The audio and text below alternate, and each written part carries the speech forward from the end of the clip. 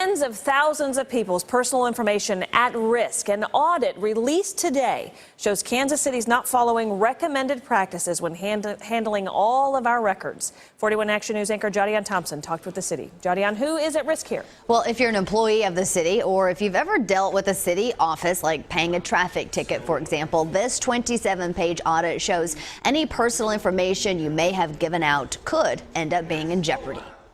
In a proactive approach, this was very well received. Kansas City Auditor Doug Jones launched an investigation earlier this month about how the city handles your personal information. Citywide, among all the departments, there's probably some piece of information that they've been collecting for years and don't think about it in this way. His office started with sending 149 online surveys to each of the city's 20 departments, including fire, housing, and parks and rec.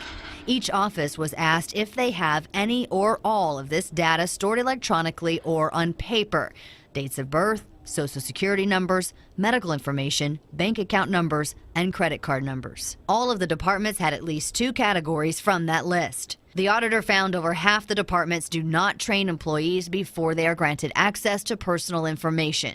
Some employees could send emails that should be blocked containing social security numbers.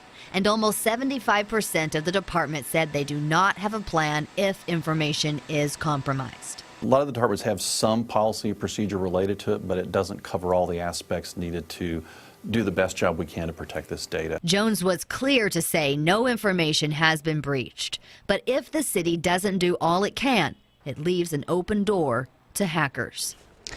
Now, the auditor has also released his recommendations for fixing these things based on guidelines from the National Institute of Standards and Technology. The findings have been reviewed by the city manager, and he agrees that changes are needed. The IT department has already made it so that emails with sensitive information cannot be sent out anymore. And then, in 6 months, the city manager will present an update to a city council committee on their progress. Live in the newsroom, Jodianne Thompson, 41 Action News.